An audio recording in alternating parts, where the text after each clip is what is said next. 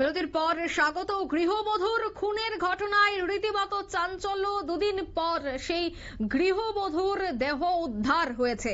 ঘটনা পশ্চিমবঙ্গের নদিয়ার গাংনাপুর থানার অন্তর্গত দেবগ্রাম এলাকায়। মৃত গৃহবধূর নাম নমিতা বাইন। সূত্রের খবর যে গাংনাপুর থানার দেবগ্রাম পঞ্চায়েতের গোপীনগর এলাকার বাসিন্দা এক গৃহবধূ গত 17 তারিখ হঠাৎই নিখোঁজ হয়ে যায়।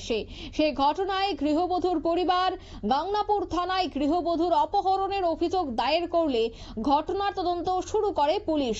আর এরপরেই ঘটনা তদন্ত শুরু করে বুধবার গভীর রাতে ওই ঘটনায় যুক্ত সন্দেহে এক ব্যক্তিকে আটক করে গাংনাপুর পুলিশ। অভিযোগ এরপরেই গাংনাপুর পুলিশ আটক এই ব্যক্তিকে জিজ্ঞাসাবাদ শুরু করলে জানতে পারে ওই ব্যক্তি অপহৃত গৃহবধূকে খুন করেছে।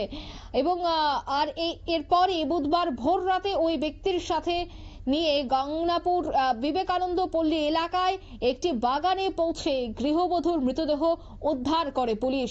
বুধবার আনুমানিক ভোর 4টে নাগাদ মৃত গৃহবধূর দেহ ময়নাতদন্তের জন্য রানাঘাট পুলিশ মর্গে পাঠিয়েছে গাংনাপুর পুলিশ। তবে কেন এই খুন তা নিয়ে কিন্তু ধোঁয়াশা রয়েছে। তবে সে বিষয়ে কি বলছেন সংশ্লিষ্টরা শোনাচ্ছি।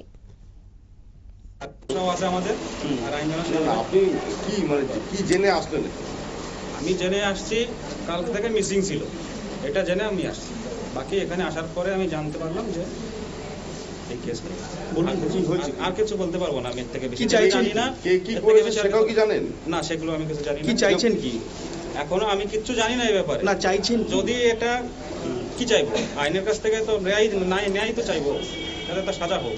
যদি কেউ করে থাকে। হয় আপনার মা হয়। কি নাম ওনার? নমিতা বাই। আপনি ছেলে? আপনার নাম? মনীন্দ্র বাই। বাড়ি? গোপীনগর। আপনারা শুনলেন পরিবার পরিজনের বক্তব্য। নদিয়ার গাংনাপুরের দেবগ্রামের এই ঘটনা। দুদিন পর কিন্তু সেই গৃহবধূর দেহ উদ্ধার হয়েছে। তবে মূল অভিযুক্তকেও ইতিমধ্যেই গ্রেফতার করা হয়েছে। তাকে জিজ্ঞাসাবাদ চালাচ্ছে পুলিশ। নিয়ে নিয়েছে ছোট্ট একটি বিজ্ঞাপন বিরতি, সঙ্গে থাকুন।